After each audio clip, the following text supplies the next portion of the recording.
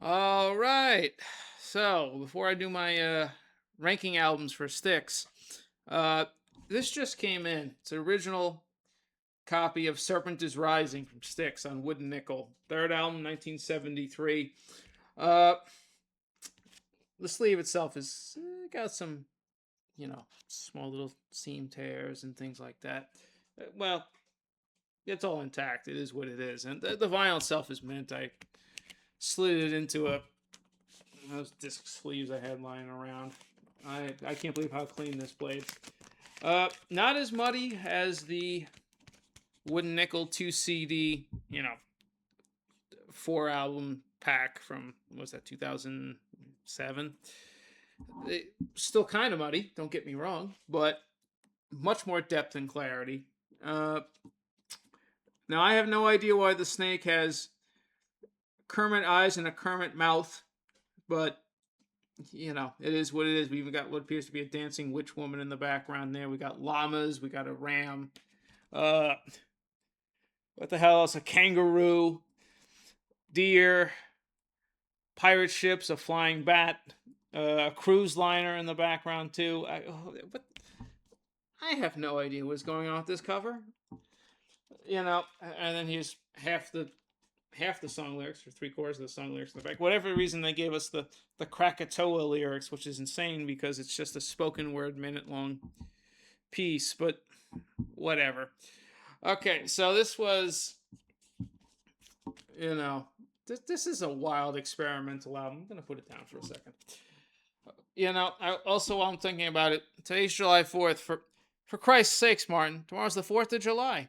I don't know if you know this, but Amity is a summer town and it relies on summer dollars. So, Martin, we're going to guarantee those beaches will be open. Okay, okay. I should have bought the 50th anniversary steelbook of it. I don't know why I haven't yet, and I could be watching it tomorrow, but I fucked up. It is what it is. I meant to do more things, but I got high. Not really, but still, you get the idea. So, on this album, the lineup is, of course, Dennis DeYoung, keyboard, synth, vocals. Good old J.Y. James Young, guitar and vocals, and Wildman delivery. John Kurlewski, guitar, synthesizer, and some lead vocals as well. He's got the Krakatoa I mentioned, and if I'm not mistaken, he does as bad as this as well. A great ballad for side one.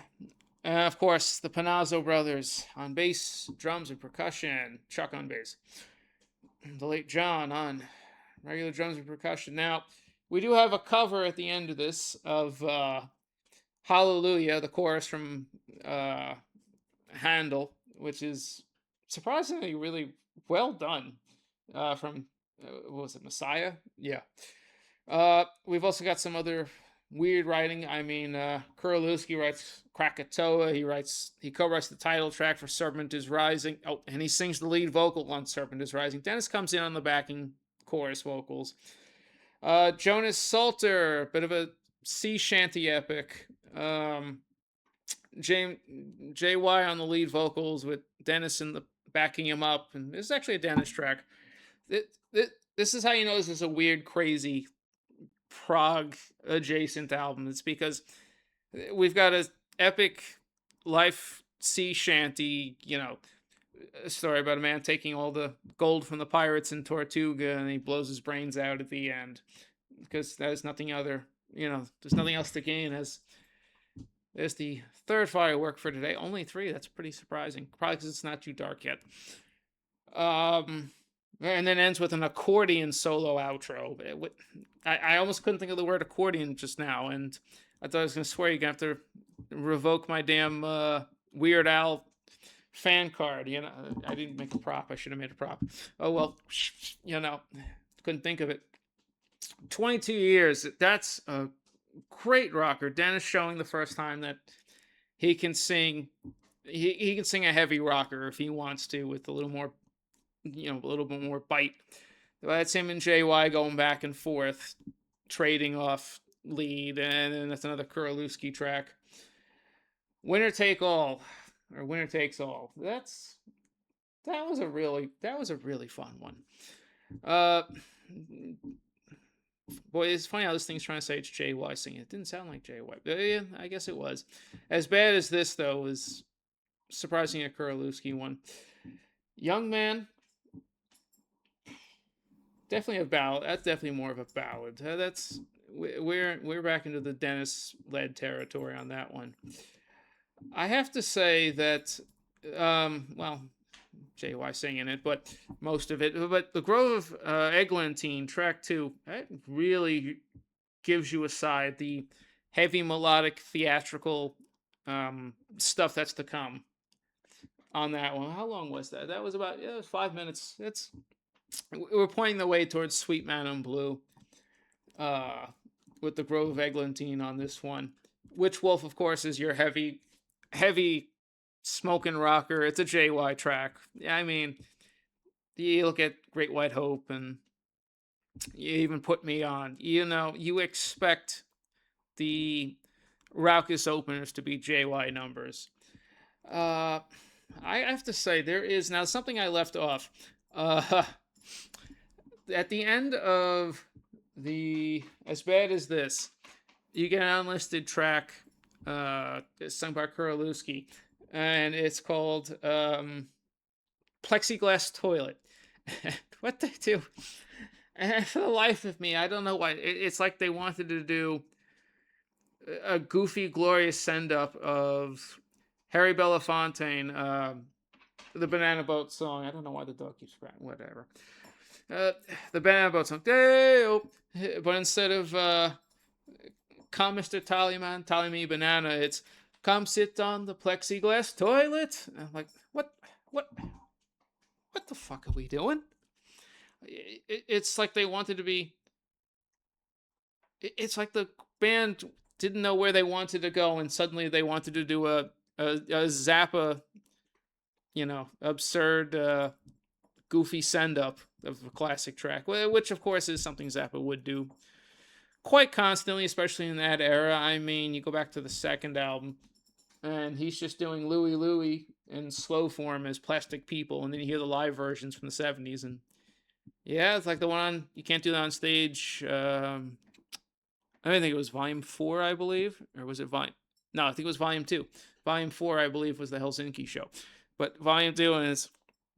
You probably notice it sounds like Louie Louie, but you see, it's the same structure in the chords, people. At the end of the day, all that matters is this: you're Plastic People.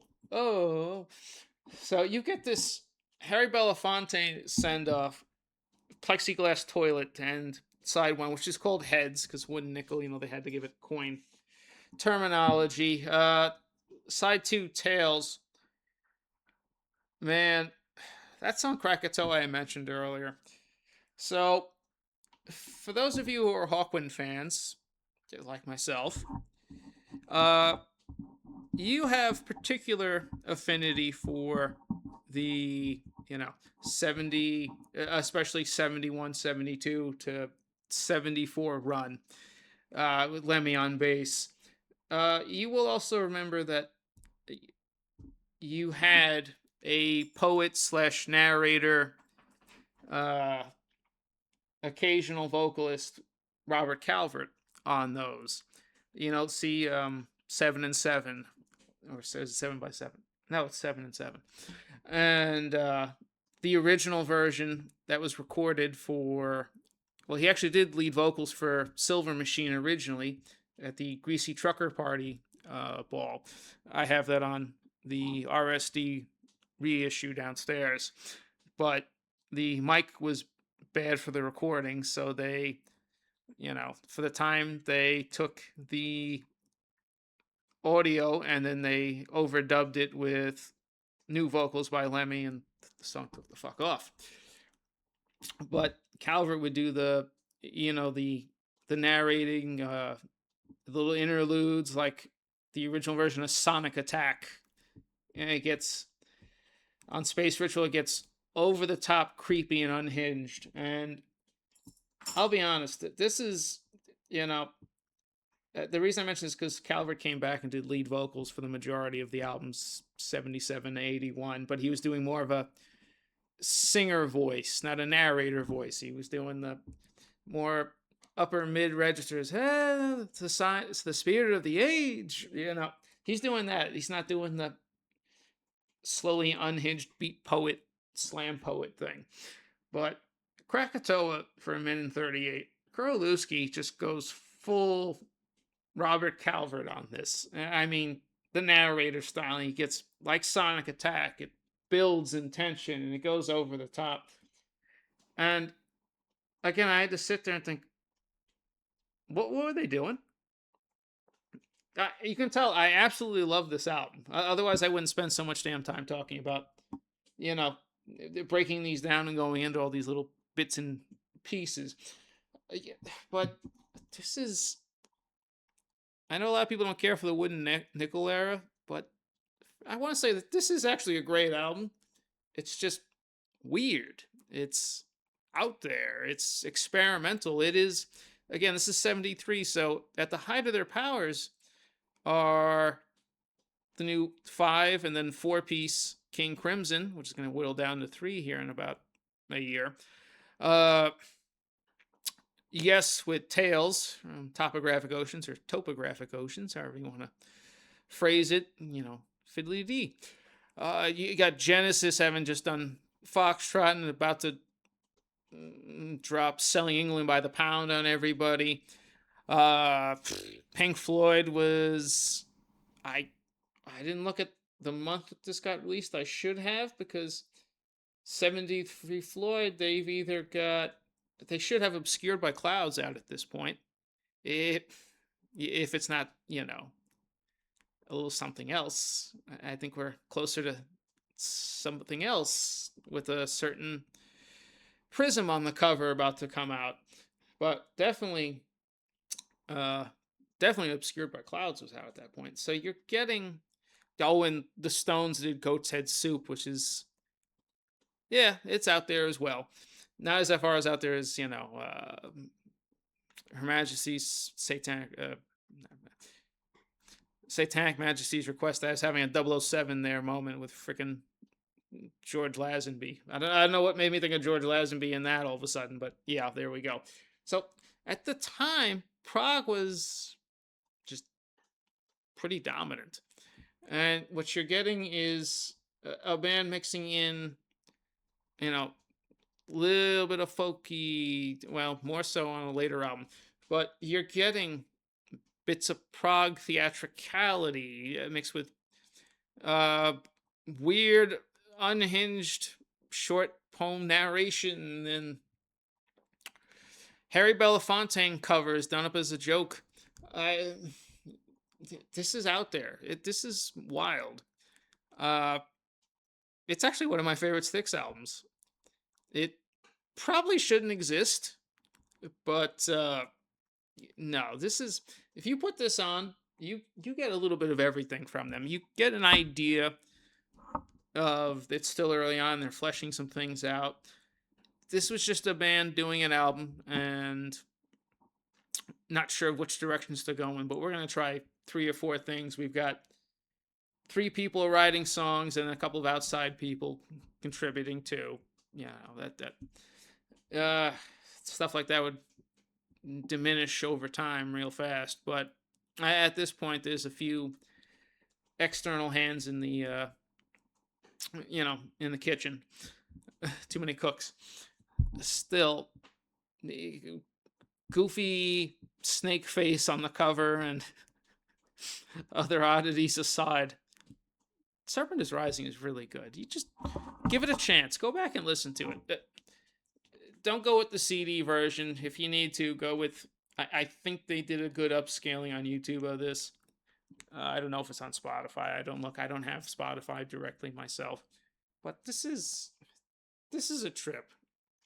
And it rewards you on repeat listens. You get to really get an idea of what they were doing and where they were trying to go. Man of Miracles, honestly, I